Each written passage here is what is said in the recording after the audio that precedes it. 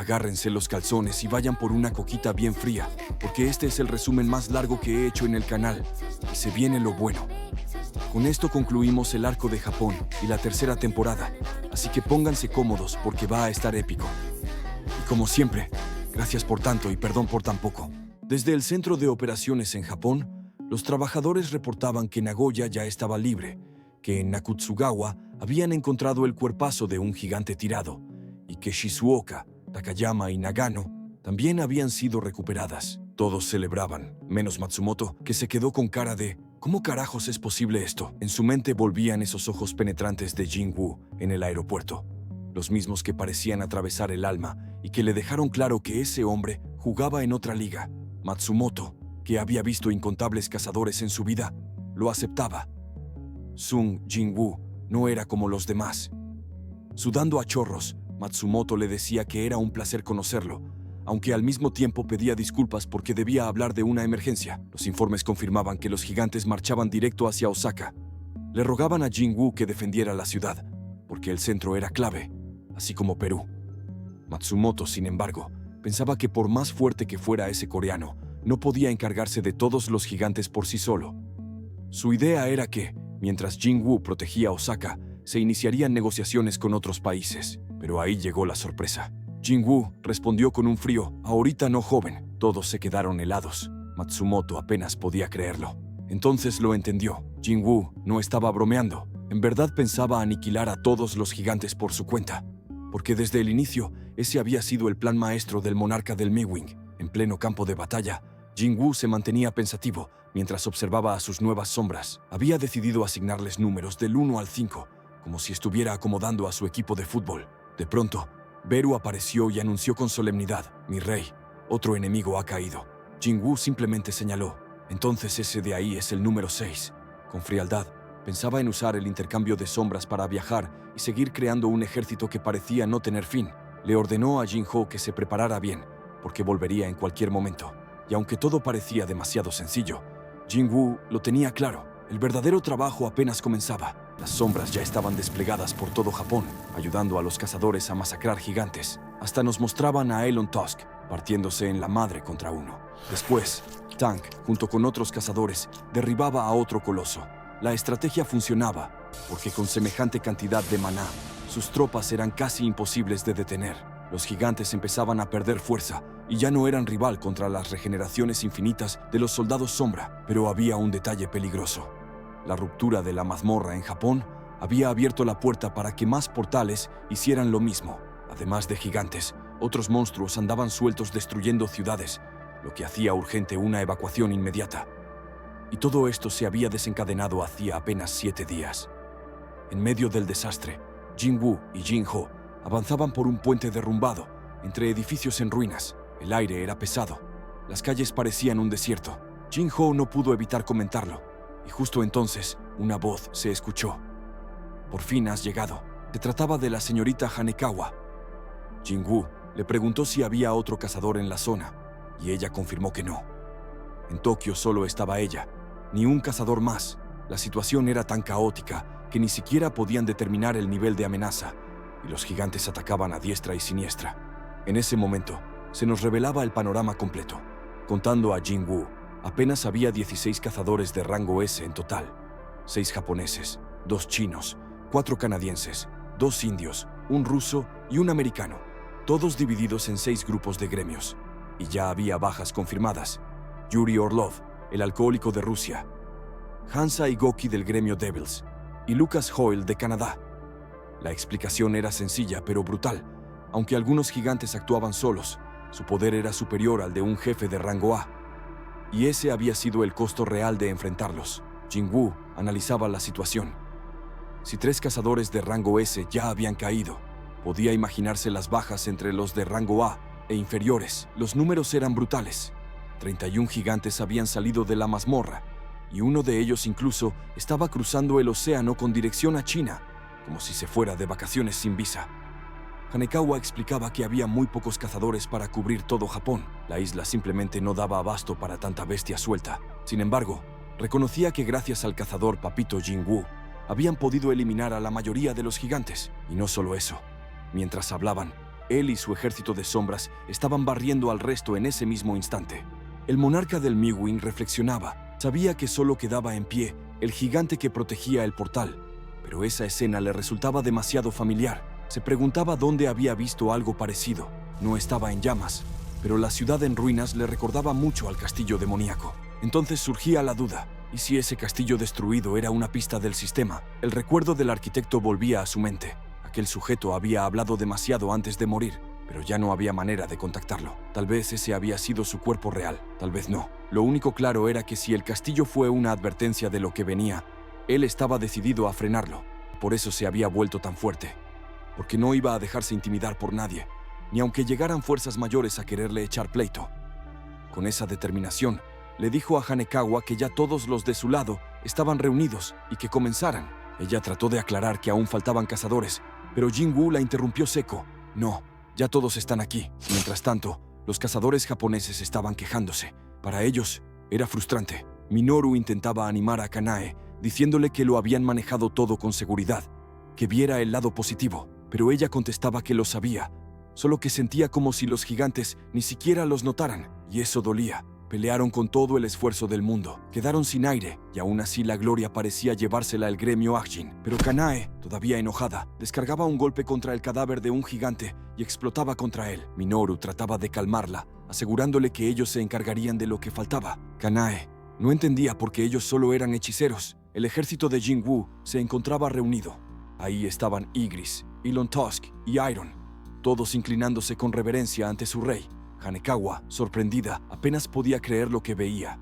Sombras colosales paradas imponentes sobre los escombros, esperando la orden del monarca del Mewing. Desde el cielo descendía Beru, aterrizando como superhéroe de película.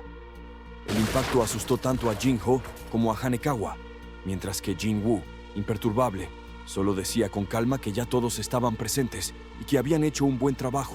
Beru, fiel a sus modales, le agradecía con solemnidad. Entonces Jinwoo le ordenó a Jinho que se alejara con Hanekawa lo más posible, y después soltó esa palabra que a todos les pone la piel chinita. Arise. De inmediato, las sombras de los gigantes caídos se levantaban, transformándose en sus nuevos soldados, y la escena mostraba a todos los colosos que Jinwoo había agregado al repertorio de su barrio de las sombras, una alineación tan descomunal que parecía un desfile oscuro avanzando detrás de él, y con una simple señal, Jinwoo dio la orden de avanzar. Luego aparece Beru, que suelta un grito tan salvaje que hasta los tíos del barrio habrían salido corriendo. Ese rugido hace que todos los gigantes se abalancen directo hacia el portal, donde un coloso está plantado como si fuera el cadenero de antro, cuidando la entrada. Las sombras del monarca del Mewing llegan por montones, unas corriendo, otras volando, todas listas para los madrazos. Pero Sung Jinwoo, calmado, solo observa. Y de pronto, sorpresa, el titán con un solo movimiento revienta a cientos de sombras como si fueran fichas de dominó. El monstruo corre entre la horda, y ahí está Jinwoo, mirando con cara de «¡Ah, caray! Este sí trae con queso las quesadillas», porque ese coloso, con su espadota, levanta a montones de sombras de un jalón. Piensa que es poderoso, y con su espada ha eliminado a cientos de soldados del barrio de las sombras. ¿Cómo demonios puede existir algo tan masivo y tan asqueroso? Y ahí le cae la idea. Solo hay dos formas de quitarse ese asco de encima: huir como cobarde, o destruir el origen mismo de esa aberración. Y ya sabemos qué opción va a elegir el papucho. Pero el titán sigue atacando sombras sin parar, dándole a diestra y siniestra como si no se cansara. Las hormigas sombras se trepan por sus piernas y empiezan a morderlo, pero el coloso las aplasta con el pie, como si fueran cucarachas en la cocina. Beru, viendo todo, se prepara para lanzarse a la pelea, pero justo en ese momento Sung lo detiene, porque hasta en medio del caos, el monarca del Mewing manda más que nadie. Sung Jinwoo le dice a Beru que todavía no, que aguante las ganas. Jinwoo pensaba, podía aguantar su maná, pero si quería encontrarle el punto débil, tenía que apretarlo más, como tornillo flojo en combi mexicana. Mientras tanto, el coloso sigue dándose el lujo de aplastar sombras con un solo golpe, y Jinwoo observa cómo su propio maná se va agotando poco a poco. Las sombras siguen peleando, pero el titán las destruye a montones. El monarca del Mewing analiza. Ese hechizo parece funcionar como una coraza, y por eso no necesita escudo. Pero Jinwoo sabe que solo puede parar un ataque directo. Así que llega el momento de soltar a Chimuelo, y la guerra sube de nivel. Primero se lanza Beru, rugiendo con ganas de arrancarle la cara al gigante. Tras él, Ygritte, blandiendo la espada del mismísimo Baran, rey de los demonios. El golpe de Ygritte impacta y el titán empieza a tambalear, pero antes de caer, lanza un espadazo enorme. Chimuelo esquiva como campeón, y en ese instante, Ygritte escala por el brazo del coloso y lo ataca con todo su poder. El gigante logra contener parte del ataque, pero queda cegado. Ese segundo de debilidad es suficiente. Sung se adelanta y le revienta un ojo de un tajo. Acto seguido, Beru se lanza contra la cara del coloso, desgarrándola con pura rabia. Jinwoo no se queda atrás. Activa el dominio del monarca y alrededor de él materializa un arsenal de dagas flotantes. En sincronía, los tres, Beru, Ygritte y Sung, descargan toda su furia sobre la cara del titán. A lo lejos, Hanekawa, atónita, suelta la frase que lo resume todo. Esto ya no parece una pelea entre un cazador y un monstruo. Parece una guerra entre dos monstruos. Jinho lo observa con cara de orgullo, como diciendo, ese es mi compa. El que si trabajara en un Oxxo abriría la segunda caja. El coloso ya aparece todo arañado de la cara, mientras Sung Papito Jinwoo irradia ese aura intimidante que lo distingue, preparándose para el golpe final. Activa su habilidad mutilar, y de inmediato el titán empieza a recibir cortes por toda la cara. Los alaridos de dolor retumban. Entonces Sung ordena, Beru, ataca, y la niñera responde con la devoción de siempre. Haré lo que ordene mi rey.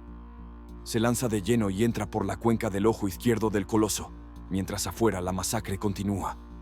La pantalla del sistema no para de spamear que mutilar está activo, y Sung sigue atacando sin descanso. Cada corte es más brutal que el anterior. Dentro del gigante, Beru se abre paso cortando hasta llegar al cerebelo, deshaciendo todo a su paso. El monstruo se tambalea, incapaz de resistir tanto castigo, y finalmente cae derrotado. En ese instante, una última notificación del sistema aparece clara y contundente. Enemigo derrotado. El sistema comienza a notificar a Sung Jinwoo 1, 2, 3, hasta 4 veces seguidas que ha subido de nivel, como si lo estuviera molestando a propósito.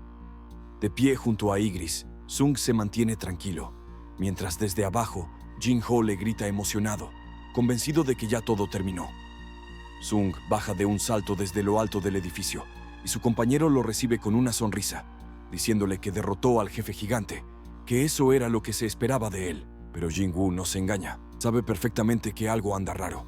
El sistema nunca notificó la derrota del jefe de la mazmorra, y por lo tanto la incursión aún no ha terminado.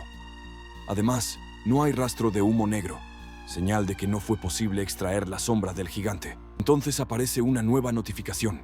Este objetivo no es adecuado para la extracción de sombras. Jinwoo lo confirma en silencio, como si ya lo hubiera sospechado desde el inicio. Con un gesto rápido de su mano detiene a Jinho, pidiéndole que no se acerque más. De pronto, la sorpresa.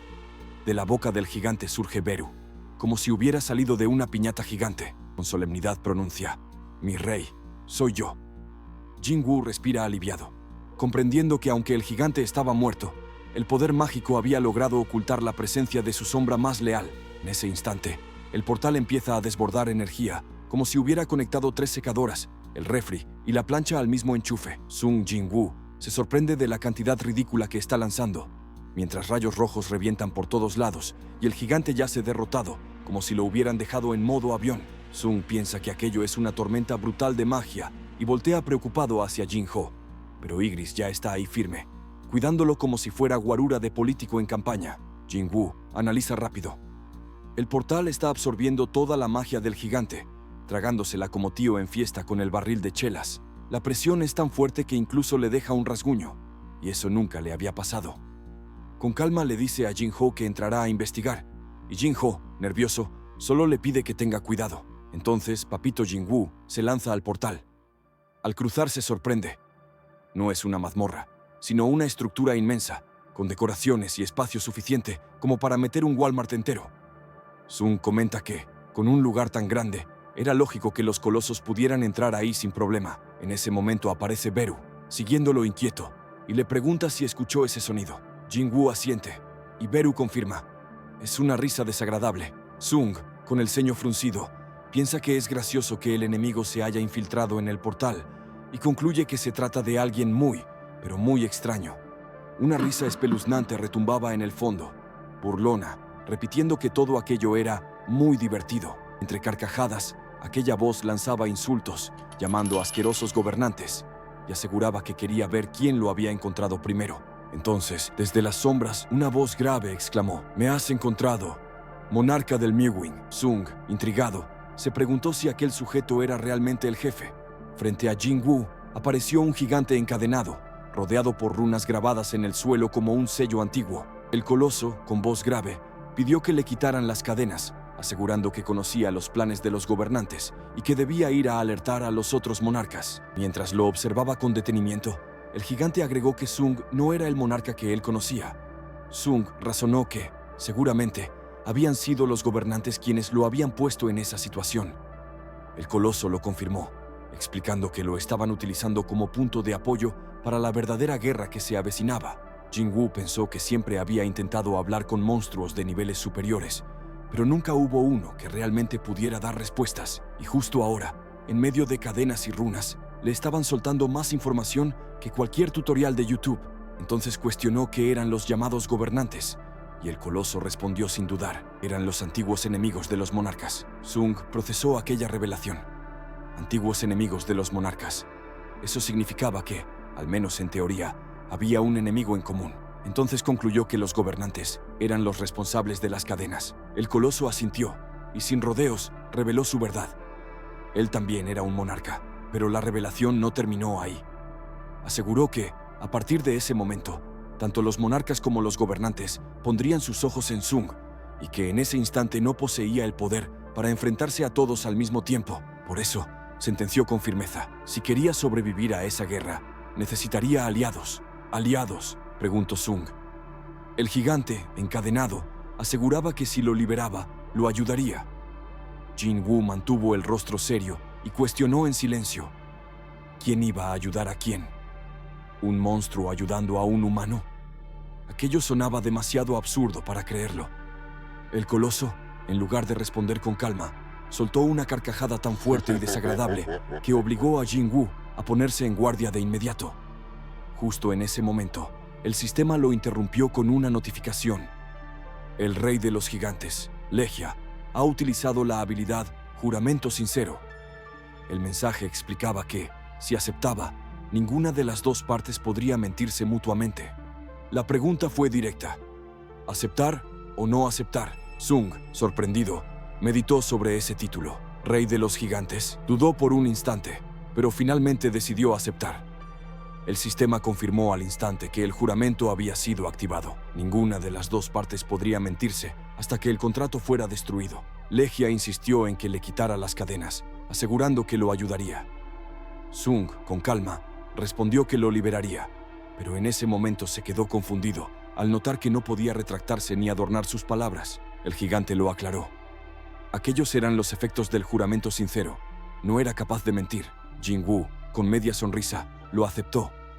Por supuesto, pero antes de romper las cadenas, añadió con tono inquisitivo que había algo extraño. ¿Cómo era posible que Legia pudiera comunicarse con tanta claridad, cuando ningún otro monstruo había sido capaz de expresarse así?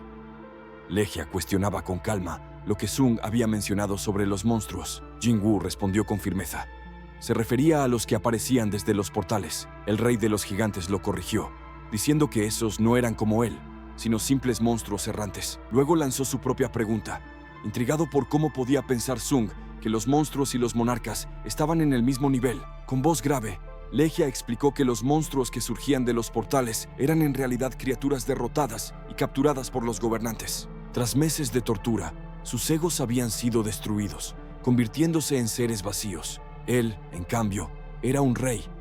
Había soportado la opresión y mantenido su ego intacto, esperando pacientemente el día en que pudiera liberarse de sus garras. Y ahora, ese día había llegado, porque frente a él estaba el cazador Sung Jin-Woo. Sung recordó lo que había visto en las memorias mostradas por el arquitecto de Ashbourne. Preguntó si al hablar del ejército de los gobernantes se refería a los soldados con armaduras plateadas y alas en sus espaldas. Legia confirmó con solemnidad que esos eran, en efecto, los guerreros del ejército de los gobernantes. Entonces, Jin-Woo dio un paso al frente y cuestionó con dureza por qué esos malditos gobernantes seguían enviando a esas criaturas contra ellos. Legia lo observó en silencio, esbozando una sonrisa que solo hacía crecer más la tensión en el aire. Legia dejaba claro que los gobernantes Planeaban convertir la Tierra en un campo de batalla, un tablero gigante donde se repartirían madrazos con los monarcas. Jin-Woo preguntaba si de verdad el mundo iba a terminar hecho ruinas solo porque seguían soltando monstruos como si fueran pollos de granja. Legia respondía que era una táctica común, mostrar lo aplastante que es un monstruo frente a una persona normal, que si había un desastre, era por el portal, que si había magia, también era el portal. Los cazadores lo veían como un don, y la gente común hasta pensaba que esos ítems mágicos eran la nueva gasolina, pero sin el precio de Pemex. En realidad, todo eso era puro preparativo para la guerra. Luego, Legia añadía lo más retorcido. La mejor forma de plantar un poder inexistente era usando la sangre de quienes lo poseían. Así que los gobernantes usaban a sus cautivos como si fueran chivos de feria. La densidad de la magia subía cada día como el superpeso mexicano, y esa era la fruta cultivada a partir de la sangre de los monstruos. Un plan para crear un mundo tan duro que ni la guerra lo tumbara. Y Jin-Woo, sin rodeos, preguntaba: «Entonces, ¿la guerra?». Después la escena subía de nivel con un panel épico. De un lado estaban todos los monarcas, del otro los gobernantes, y anunciaban que pronto habría revancha entre ambos bandos. El mundo en el que todos vivían estaba destinado a convertirse en un inframundo, y Jin-Woo aparecía con gesto de sorpresa, como si le hubieran dicho que el superpeso mexicano bajó. Legia le advertía que no había tiempo. Si los monarcas o los gobernantes descubrían que había estado en contacto con él, no lo dejarían escapar. Incluso insinuaba que los enviados de los gobernantes ya podían estar en movimiento. Jin-Woo respondía que hablaba como si esas entidades lo hubieran estado apuntando desde hace tiempo y preguntaba cuál era la verdadera razón. Entonces Legia, con tono casi burlón, le soltaba: «Papi, no entiendes lo que pasa, ¿verdad?». Le explicaba que el poder que él tenía en realidad no le pertenecía, que si lo estaba usando en ese momento, era la prueba más sólida de que el dueño original había traicionado a los monarcas y se había convertido en enemigo tanto de ellos como de los gobernantes. Sin embargo, Legia cerraba con un toque inesperado. A pesar de todo, él al menos pelearía a su lado. Legia preguntaba si Jin-Woo lo ayudaría a escapar. Por un instante, Jin-Woo decía que si lo único que quería era luchar a su lado, lo mejor sería convertirlo en una sombra. En ese momento, un reflejo de Ashborn aparecía sobre el rostro del monarca del Mewing. Legia, sorprendido, alcanzaba a pensar: ¿qué fue eso? Pero no terminaba la frase.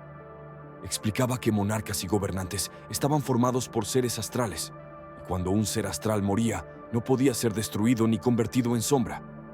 En consecuencia, Legia jamás podría ser parte del ejército de Jin-Woo.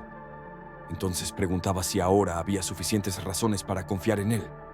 Jin-Woo pensaba que lo entendía, aunque no dejaba de sentirse intranquilo. Materializaba una daga en su mano, convencido de que algo se le estaba escapando. Mientras tanto, Legia le pedía que lo liberara de las cadenas. Jin-Woo preguntaba si estaría realmente de su lado, y Legia respondía que sí, que por supuesto. Prometía que si Jin-Woo lo ayudaba, él también lo haría. Con decisión, Jin-Woo cortaba algunas cadenas, y era Legia quien declaraba: «Este es un trato justo y absoluto entre dos monarcas».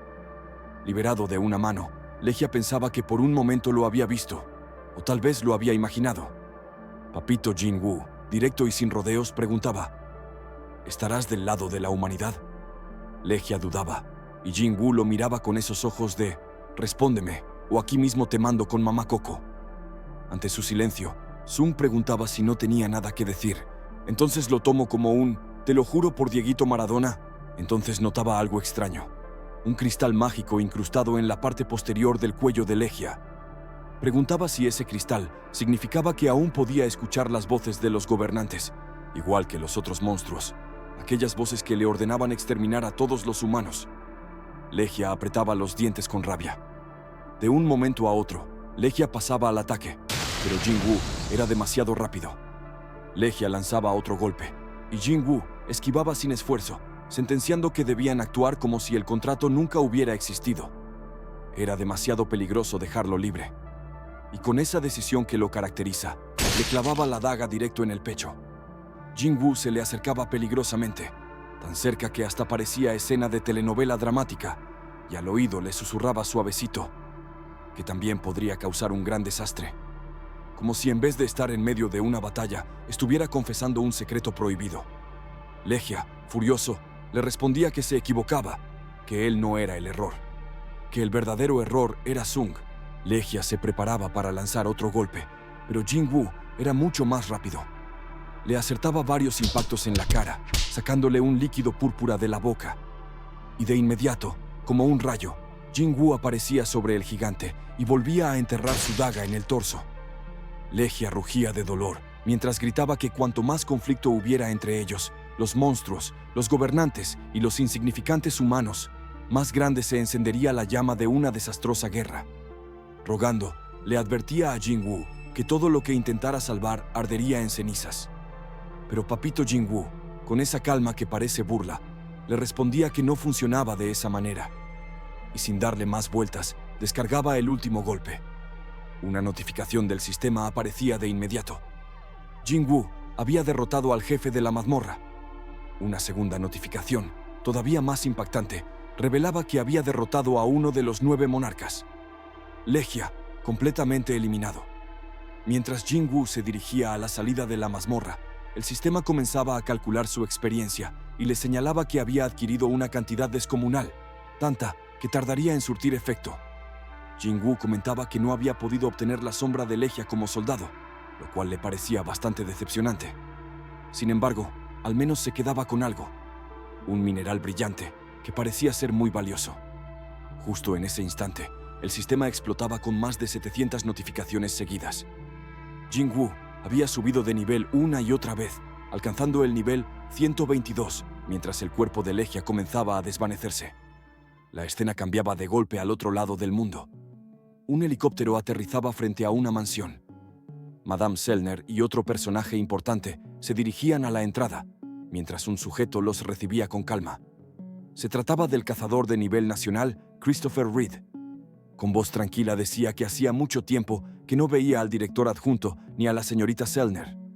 El director, con rostro serio, pedía que ordenara a todos retirarse de la casa, pues había algo muy importante que discutir. Reed, con autoridad, le decía a una joven que no permitiera que nadie merodeara por la puerta hasta que ellos terminaran. La chica respondía con un simple «Sí, señor». Christopher, intrigado, preguntaba por qué tanto misterio. ¿Acaso era para hablar del portal rango S que había aparecido? Recordaba que ya había dejado en claro que no iría, pero Selner lo interrumpía. «No se trata del portal, señor Reed. Es un problema mucho mayor». Reed, sorprendido, cuestionaba. ¿Un problema más grande que un portal rango S? Y Selner, con absoluta firmeza, le respondía: «Señor Reed, puede ser asesinado en cualquier momento». Y en ese instante lo veíamos emanando más 1000 de aura. Si les gusta este contenido, háganmelo saber dejando su pulgar arriba y su comentario para seguir narrándoles la historia de Papi Jing-Woo. Nos vemos en el siguiente video, papitos.